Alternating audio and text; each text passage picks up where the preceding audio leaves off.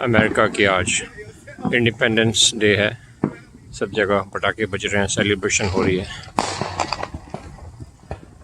तो ऐसे नहीं ये कंट्री महान बन गया।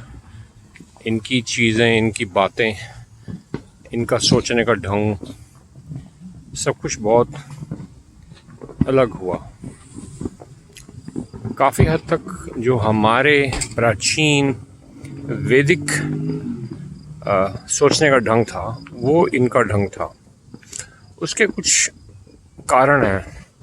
कारण यही है कि जैसे वैदिक लोग सबसे पहले सेंट्रल एशिया से उठ के भारत की तरफ गए इंडस वैली में, तो वो इलाका इतना बड़ा था, इंडस वैली इतनी बड़ी थी, उसको बसाने के लिए बहुत आदमी चाहिए थे। तो जब लोग बाहर से आते थे तो इंडियंस उनको वेलकम करते थे।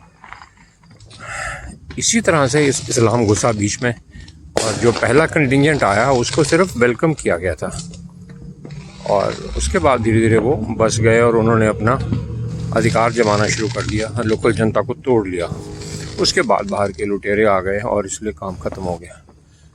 अमेरिका में क्या हुआ कि बिल्कुल वैसे ही ये भी बहुत विशाल कंट्री था, और विशाल के साथ साथ इनके अंदर भी वही प्रॉब्लम्स थी कि जो स्टेट थी वो टूट रही थी, एंड टूटने के साथ साथ बंदों की ज़रूरत थी। जितने आ जाएँ उतने थोड़े हैं। आज भी ये कंट्री के अंदर बंदे अगले 20 साल में, 30 साल में कम पड़ जाएंगे, क्योंकि इलाका बहुत बड़ा है, इंफ्रास्ट्रक्चर बहुत बड़ा है, और उसको मेंटेन करने के लिए ही बहुत सारे आदमी चाहिए, उनके टैक्सेस चाहिए।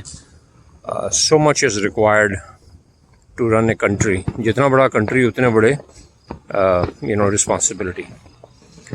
तो इस कंट्री की जो इमिग्रेशन पॉलिसी है वो इसी आधार पर बनी है कि जब तक बाहर से फ्रेश ब्लड नहीं आएगा तब तक ये कंट्री सर्वाइव नहीं कर सकता। बिल्कुल वही कहानी है जो इंडस वैली में भारत के समय पे हुई थी।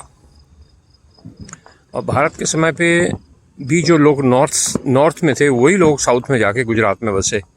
तो ये एक ही कंटिजेंट था जो सेंट्रल एशिया से आया, वैदिक लोगों की पहरे के नीचे, वैदिक लोगों की डायरेक्शंस के नीचे। बस वही का वही था, वो सारे भारत में छा गया। और going back to the discussion, तकरीबन वही इंसान तभी बदलता है जब उसको बदलना पड़ता है, ऐसे कहते हैं। तो इट्स नॉट कि इंसान अपने आप बदल जाता है। इंसान अपने कारणों के कारण ही बदलता है। जब तक कारण जुड़ते नहीं हैं, इंसान जुड़ता नहीं है।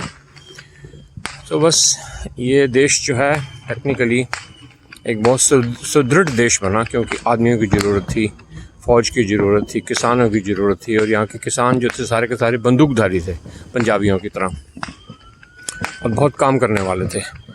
तो काफ़ी हद तक जो इस देश में हुआ उसके जो कारण हैं वो और जगह भी देखने को मिलते हैं। गुरु गोबिंद सिंह ने जब फ़ौज बनाई, गुरु गोबिंद सिंह जी ने, तो सभी जात पात तोड़ के, वो भी एक नेसेसिटी थी।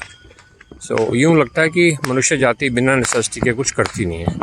But anyway, it's a day of celebration. ये जो कॉन्स्टिट्यूशन बनाया जेफरसन, इन सब ने मिलके, वो एंड में प्रो पीपल सिद्ध हुआ, एंड लोगों का इंटरेस्ट जो था वो अपनी सरकारों में था। फ्यूडल सिस्टम नहीं था, राजे रानियाँ राज नहीं कर रहे थे, और ना ही उनके जो बच्चे थे वो आगे राज कर रहे थे।